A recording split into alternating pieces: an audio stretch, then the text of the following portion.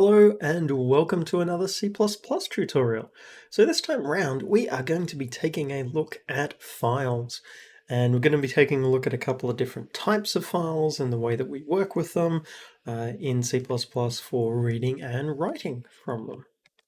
So let's dive on in with getting this set up. So there are kind of two main types of files that we can be working with. One is text files, which, much like the code, it's plain text, it's easily human readable.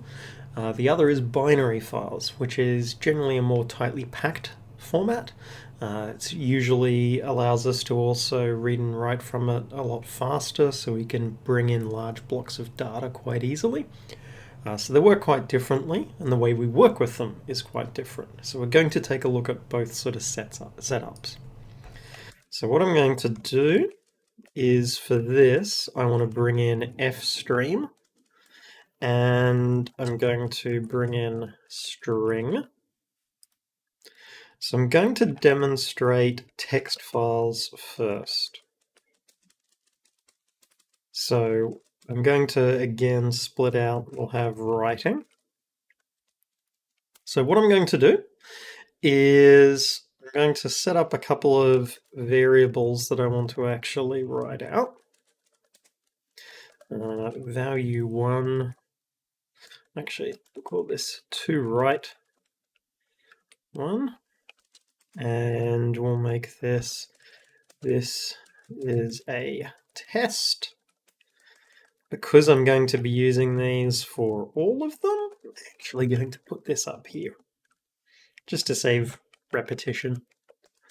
I'm going to then have an integer toWrite 2, and let's go for having that be 573, and then finally toWrite 3, we'll make that minus 123.4, like that. So, okay, with a text file, first thing we need to do is we need to open the file. So the type that we use for holding what's generally referred to as sort of the handle to the file in C++, it's we could be working with handles, or we could just be working with the actual what's called the stream. So we have a open file stream, and this is going to be the not open file stream, output file stream, and this is our output file. So the simplest usage, I can just go open, and I can say, okay, text file .txt. Now I could give it any name, any extension. It doesn't have to be .txt. I usually recommend trying to have the extensions be logical and make sense though. Then to write data out to it, I would go output file, toWrite 1. I'm just going to put each of these on a new line. So we just write out our individual bits of data. Now the file stream will automatically close itself when this variable goes out of scope, but if we want to explicitly close it, we can also do that. So okay, that should write data out to it. Let's run that and see what it looks like. So it's run, we don't see any output, that's expected. But if I go to my text file here, we can see each bit of data is there on a new line. So, okay, writing data out, pretty straightforward. And what we'll generally find is writing data to a file is usually really easy and really straightforward. Reading data back can be a little bit more involved. There's more things we need to consider when we're reading data back. But in this case, we'll see how we go. So, okay, reading from that. Now we need to open the file again. Now with this, what I will do in this case is ifstream import file. So we can do input file .open. We tell it what the name of the file is that we're wanting it to open. But what if the file doesn't exist? So what we actually check is, did we find and open the file? So if input file, and we actually explicitly check, is it currently open? So if it's open, then we're good to go for reading from it. And let's see how that works. So I'm going to have here standard string, and we're just going to try and read that first line there. So if I do the standard string and red value 1, which I'll then output that later down here. So red value 1. Okay, well, let's go input file, and we'll just read into that. And I'll make sure I close the file here. So let's see what happens when we do this. Well, we just actually get the first word. And that's because there's a white space after it. So when we're working with reading things in, it will break when it gets anything that's considered a white space character. So an actual space, a tab, a new line will all sort of trigger that behavior. So what we often find we need to do is we would use something like standard get line, and we would give it our input file and red value 1. So if we do that, it reads until it gets to the end of the line. What about for the other ones that we want to read? So we have our integer red value 2.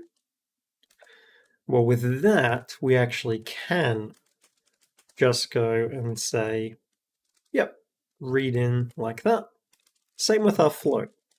It's just the string because it has white space in it, where we have to actually go for this different process for it.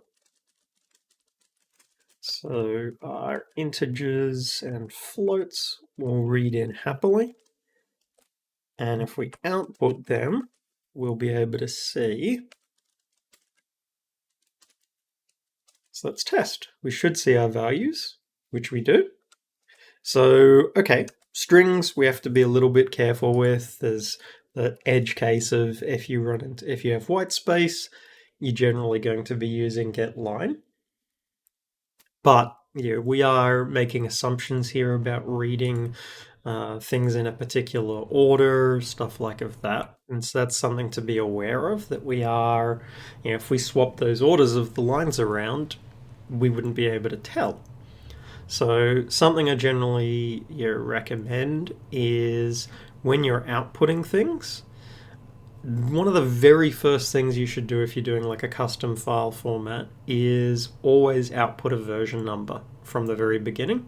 Makes your life way, way easier later on if you need to make changes to the format, because you've already got a version there, you can update the version and you can convert it.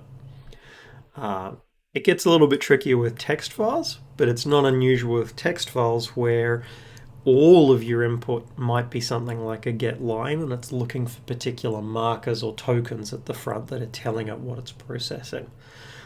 So you do want to make sure you have a bit of planning and thought going into how you're actually structuring the files. And think of how you want to handle things like if stuff gets out of order, especially if you're reading in something that has, the intent is that it's user editable. So you might have your file formats for a level might be a text file, and you might edit that text file. But people could get things out of order, so doing error checking, stuff like that is important. But thinking of what that structure is going to look like and trying to have a good, clean structure there is really important. So text files, pretty straightforward. There's nothing too complex with the text files. And the big thing with text file is they are human readable. You can look at this and immediately see what the integer values, everything like of that. Then we get to binary files, which binary files, I said, are a lot more tightly compressed. Because if we take something like this float here, I'm using 1, 2, 4, 6 characters. So I'm using 6 bytes for storing that float. Now that float would normally in memory only need 4 bytes. So I'm using more data than necessary to actually store it. I also have to go through a conversion process to convert this from text to a float, or when I'm writing it, to convert from a float to a text. It's similar with the integer here as well. So text files are human readable, but at the cost of taking up more memory, and also at the cost of being slower to read from and to write to. Now, binary files address that. By binary files, what we're typically sort of writing out is the in-memory representation of the data. So it takes up the same size on disk as it does in memory. Now, there might be further things we do when it gets loaded to create other stuff, but in general, it's taking up the smallest amount of space. The binary file version of something is always going to be smaller than the text file version. It's just inherent in it. But the cost is not very human readable. So let's take a look and see what it actually looks like. So this is for binary files. And we're then going to be writing this out. So, okay, writing. So we have a similar process of, we have our OF stream, we have our output file. We tell the output file to open, give it our file name, and then we tell it the mode that we're operating in. So iOS and out. So we're one that we're writing to. And we're also going to say that this is a binary file. Important thing to watch for here, it's a really, really easy trap to fall into, is using a double pipe rather than a single pipe. This is doing a bitwise OR, not doing the logical OR, because these are a set of flags that get merged. So out corresponds to 2, binary corresponds to 32, so it's setting individual bits. So just make sure you're using a single pipe. If you're finding the file isn't getting actually output or getting created, likely that's the culprit. So, okay, now we want to write stuff out to it. Well, we can't. Well, we could write out using this method. This would actually not be giving us a binary file. To get a binary file, what we have to do is we write out stuff by going output file, write, then we give it the address of what it's sort of writing out. So for value 1, which is a standard string, and sorry, that's to write 1, we can use this C_str that gets the C style string version. It's conveniently set up perfect and ready to write out. But then we need to tell it how long it is. So, okay, well, we can go to write 1 size, and that'll write that out. Okay, it gets a little bit different within the integer, because we need to give it the location in memory to pull data from. So we know that that is and, so the address of, to write to. And we need the size. So what we can do is we can use size of, and we can ask it for its size. So that works. And you see it's getting grumpy here because it's expecting a char star. So I can just use a C style cast. And for the floating point number, we can do the exact same thing. So it's slightly different for the string, just because standard string doesn't just have that buffer in it, it actually has other bits of data. If we wrote out the address of standard string, that's not going to give us reliable, useful stuff that we can then import back in. It's going to give us a bunch of the things like the memory address, stuff like that. It's not really ideal. But let's run this and see what our file actually looks like. Run, and we'll reload the file.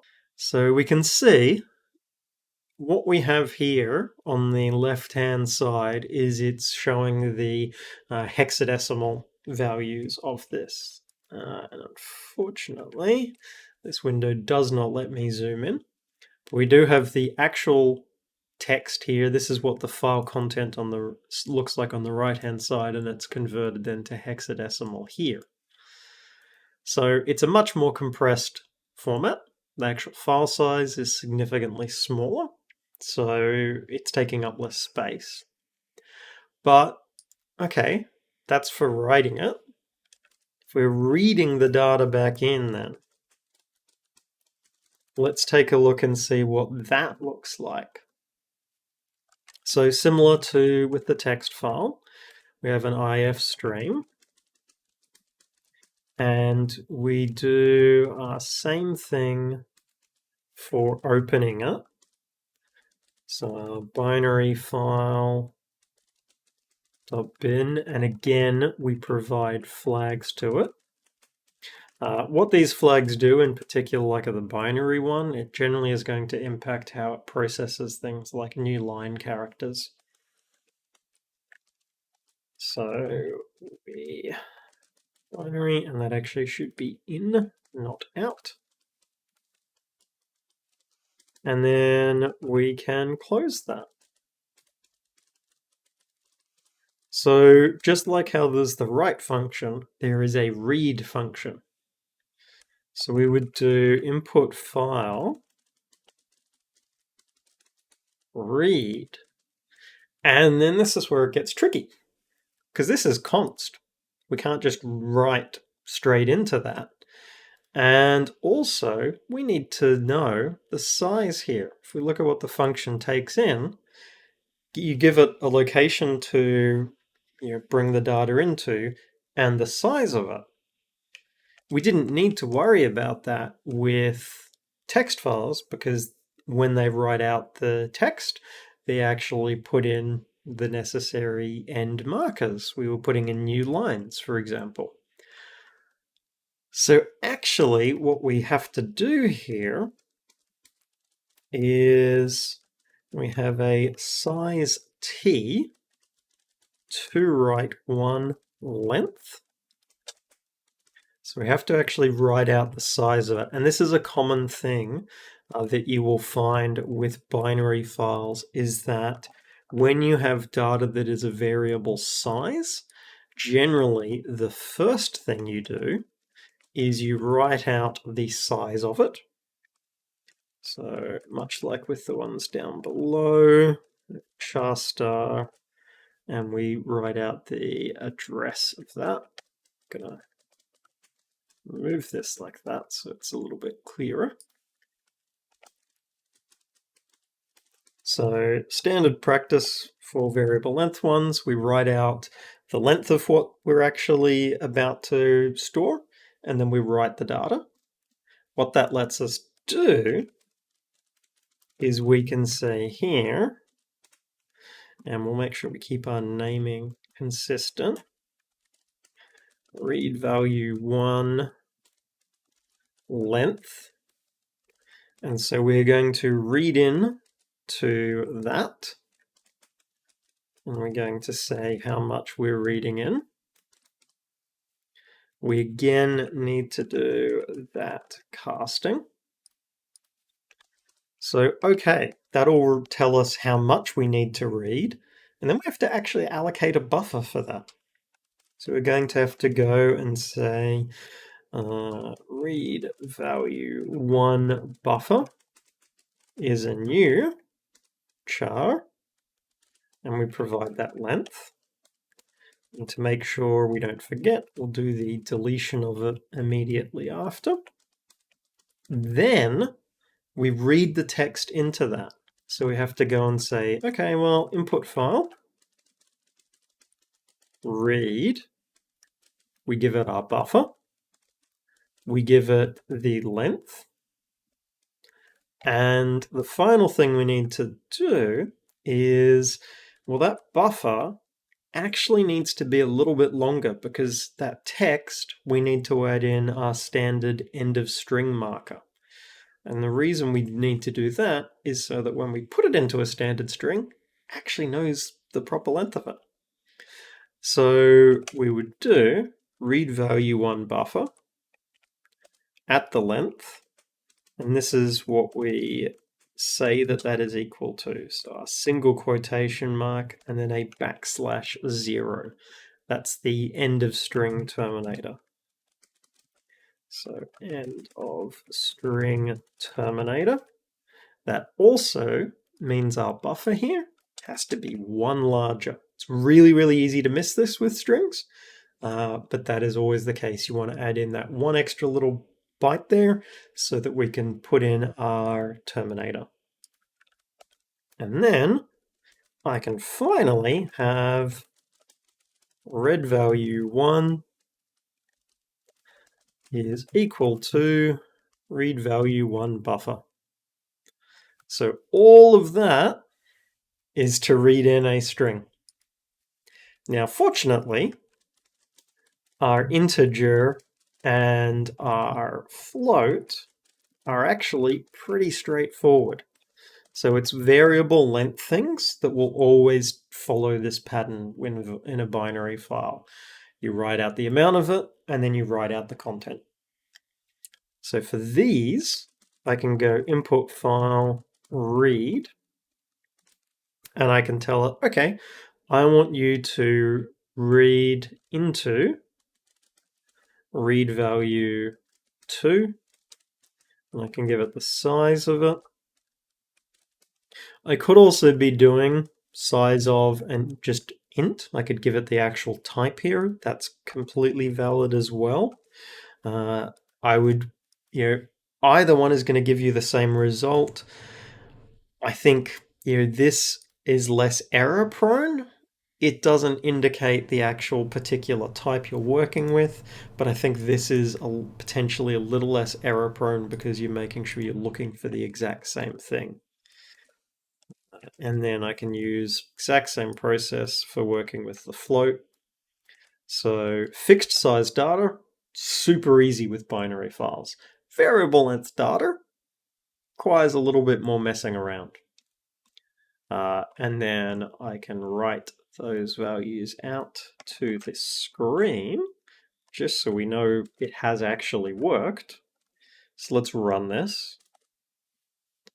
And we can see we've got both sets of values. So we've seen the basics of working with our text and binary files, and the key things to sort of remember. Text files give us our human readable ones. They are slower to work with for writing and for reading, but they are human readable. When we're reading data in from them, we use sort of the normal output and input operators, the stream ones that we're familiar with. But the thing when we're reading back in to be aware of is if you're reading into a string, when you're reading stuff in, it will stop at whatever it considers white space. So that will be an actual space, that will be a tab, that'll be a new line. So generally, if you've got numerical values, you'd separate those either by line or by a white space. Otherwise, you're not really going to be able to differentiate between them. It'll get confused. And when you're wanting to read in an entire line, you need to use something like our get line here. So that's with text files. Binary files take up much, much, much less space. But as we can see here, they're not nicely human readable. So really, really efficient on space, but not great for the actual process of a human easily being able to edit them. It's not to say that people can't with something like a hex editor, and in particular, if you've worked with stuff a lot, you can very easily start to pull things out. It's how people manage to reverse engineer file formats, is looking at the files in things like a hex editor, and people have managed to do that with some incredibly complex file formats. So it's not to say that it's not possible, it's just that the barrier of entry is a bit higher. So when we're working with binary ones, when we're opening it, we specifically indicate that it's a binary file.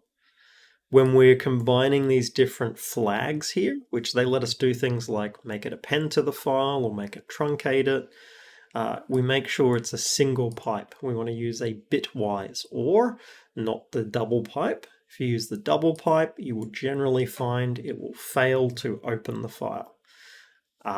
When we're working with binary ones, for fixed size data like integers and floats, really straightforward. We can just get the address of it and write it out based upon the size of it. When we have variable length data, we have to write the length out first and then the actual data.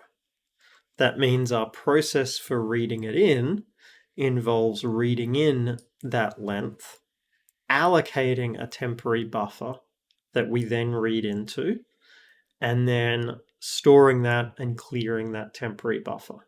So dynamic data is a bit more complicated.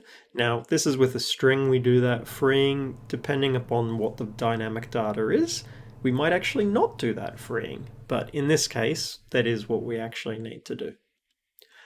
But for fixed size data like integers and floats, really straightforward. The reading and the writing are essentially the same line with a very minor change to them. So quite straightforward to work with. So both file formats are completely valid. It just depends upon your use case and sort of how you're wanting to work with them in the project. But dive on in and experiment with this. Try with different types of data. Try using this with things like vectors, where you, again, have a variable length of data. Try it with other different types, see how that works, see what things break, see what things don't break, and see how you go with it. Remember, if you run into errors, run into crashes, that's good, because you can start to learn how to actually be tracking them down and fixing them. That's an important part of the process. So don't be afraid of getting errors.